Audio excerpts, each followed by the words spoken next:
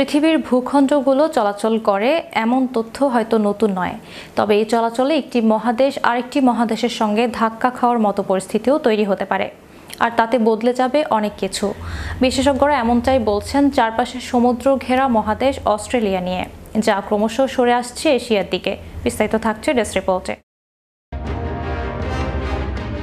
চারপাশে মহাসমুদ্র আর মাঝখানে বিশাল এক মহাদেশ অস্ট্রেলিয়া। দেখতে স্থির মনে হলেও বিজ্ঞানীদের গবেষণা বলছে দেশটি ক্রমেই উত্তর দিকে সরে যাচ্ছে। এই সরে যাওয়ার গতিবেগও নেহাত কম নয়, যা প্রতি বছরে প্রায় 7 সেন্টিমিটার বা 2.8 ইঞ্চি। বিশেষজ্ঞদের মতে আপাতত বড় কোনো পরিবর্তন চোখে না পড়লেও দীর্ঘ সময়ের ব্যবধানে এই সঞ্চালন ভৌগোলিক, পরিবেশগত ও বাস্তুতন্ত্র সব ক্ষেত্রেই প্রভাব ফেলবে।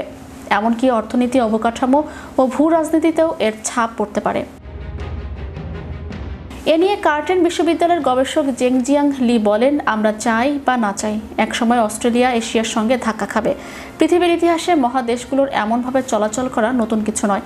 এতে কখনো কোনো ভূখণ্ড বিচ্ছিন্ন হয়, আবার কখনো কোটি বছর পরে তা যুক্ত হয়ে যায়। তিনি আরও জানান, অস্ট্রেলিয়ার উত্তরের দিকে অগ্রযাত্রা শুরু হয়েছিল প্রায় 8 কোটি বছর আগে, যখন এটি অন্টার্কটিকা থেকে পৃথক হয়। গত প্রায় 5 কোটি বছর ধরে মহাদেশটি বৃহত্তর ইন্দো অস্ট্রেলিয়া পাতের অংশ হয়ে ক্রমাগত এশিয়ার দিকে এগোচ্ছে। বিজ্ঞানীদের মতে এশিয়ার সঙ্গে ভবিষ্যতের এই সংঘর্ষ জলবায়ু, পরিবেশ ও জীব বৈচিত্র্যে বড় ধরনের পরিবর্তন আনতে পারে।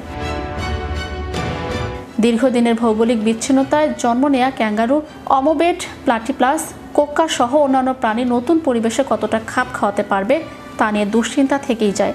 এই ধীরগতির ভৌগোলগত পরিবর্তনের প্রভাব প্রযুক্তিতেও পড়ছে।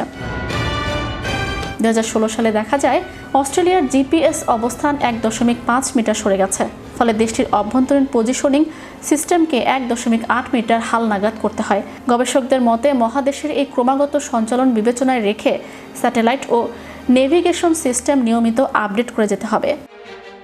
Magic Bangla TV, news desk.